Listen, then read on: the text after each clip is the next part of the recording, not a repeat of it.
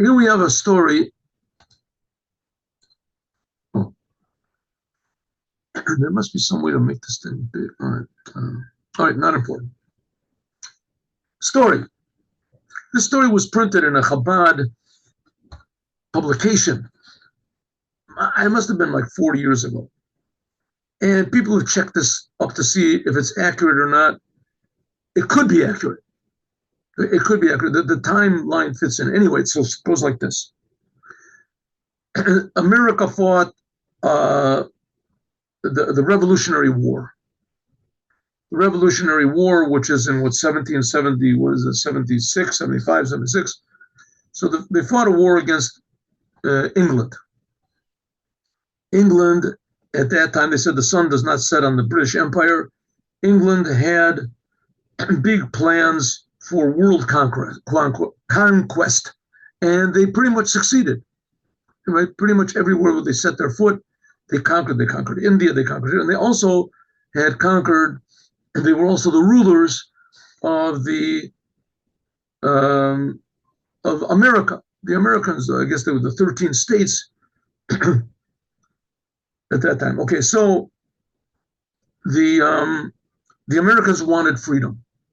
They wanted freedom, right? The freedom from the taxation without representation is tyranny.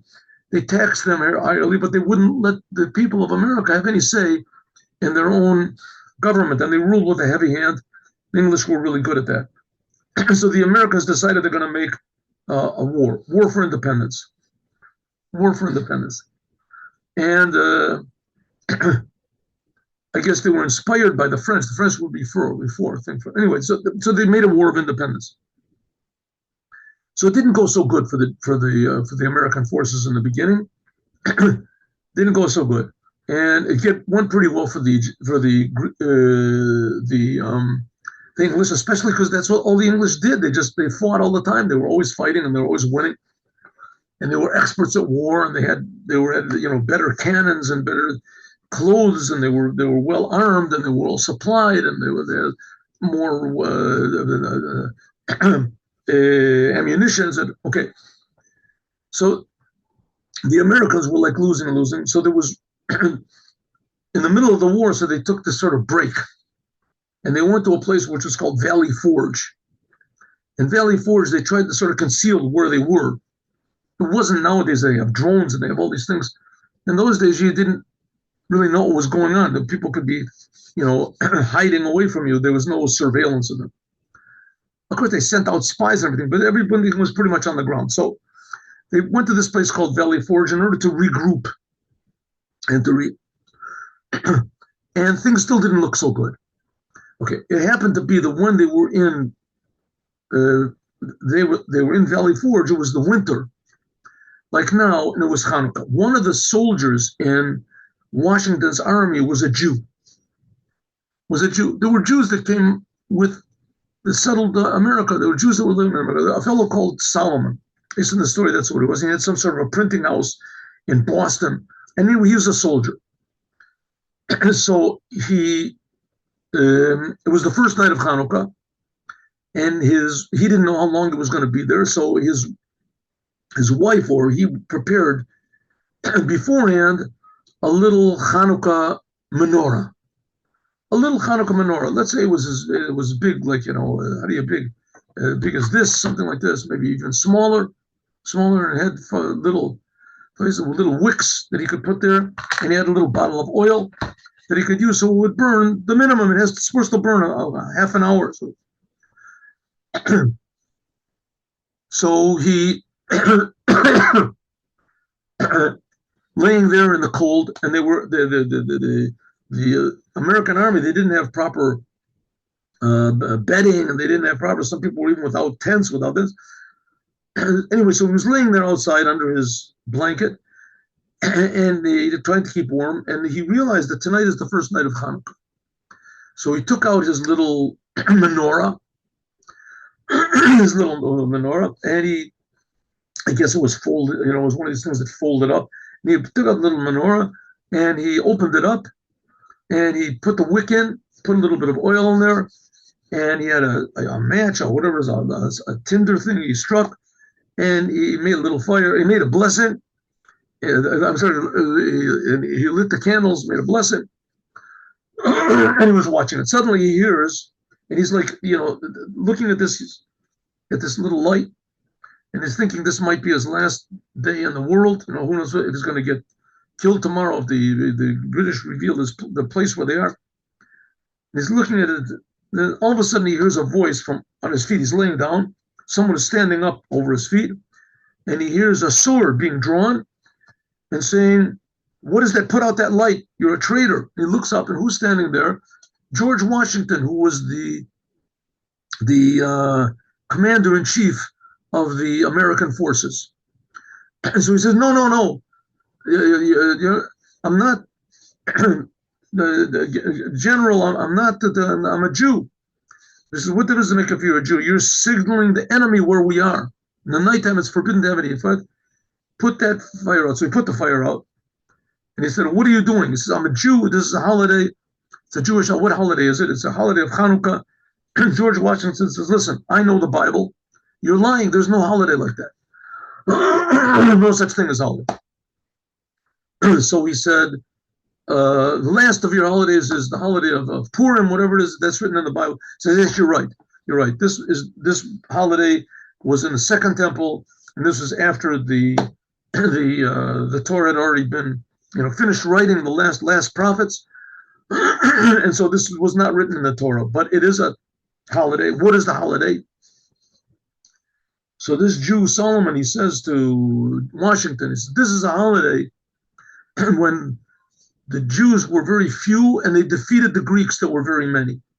And suddenly he gets this sort of inspiration, and he says, "And General Washington, so it will be with you. We, the American forces, are very few and we're weak, but we're going to win because we're fighting for the truth, and we're fighting in the name of God and justice, and therefore we're going to win."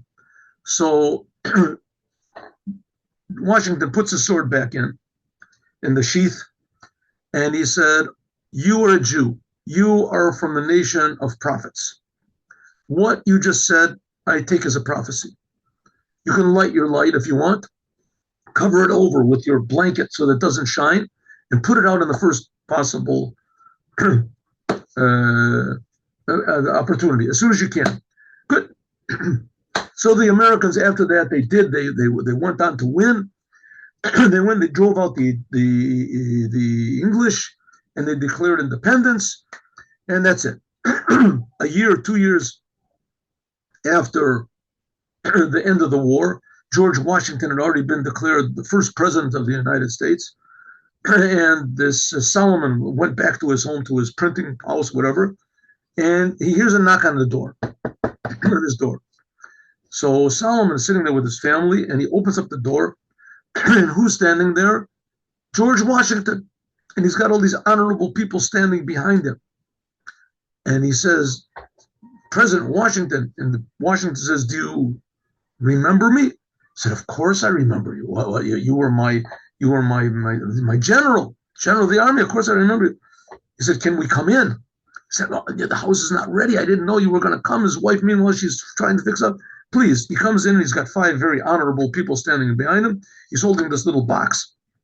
And he says, "Mr. Solomon, more than you remember me, I remember you." He said, "Maybe you've asked yourself, what was I doing that night, walking around in the cold between the out and the soldiers?" So he said, "Well, I never really thought of it." So he said, "Well, I'll tell you." George Washington said, "I was walking around that night, and I saw the situation of our soldiers, and I saw that we were low on ammunition, and a lot of them, they didn't even have proper bedding, and it was cold outside. And I had made up my mind that enough boys have been killed, and that we're not going to win the war. We have no chance. And why should I just send these boys to their death? I decided that tomorrow, the next day in the morning, I was going to go and present my sword to the English and surrender. But we had no chance to win.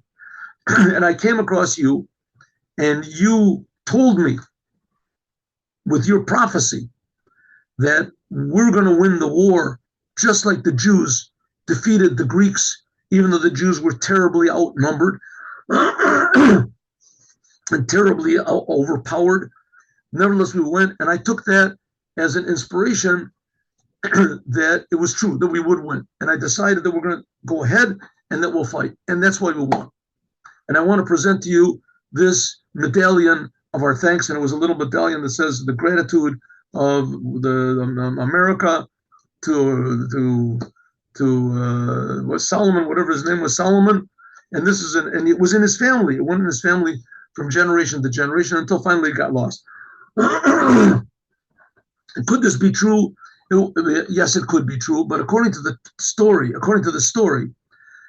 everything there is in America today is the whole America came from one little Hanukkah light. One little Chanuka light gave the inspiration to George Washington to fight and to win, a certainty that it was going to be victory for the side of good. And so it should be also to us a inspiration, the victory of Hanukkah and the lights of Hanukkah, that a little bit of light can push away a lot of darkness, no matter how weak we think we are and how, the defeated we might seem, and how dark and impossible the future. But we should understand that one little light can change everything in one instant. And that's exactly what Mashiach is going to do. That the light of Mashiach will open the eyes of all mankind to understand how much God loves every human being and how important every human being is, and how much potential, infinite potential for good is hidden inside of every human being. It just has to be lit up like a candle, and suddenly the whole world will be good with Mashiach now.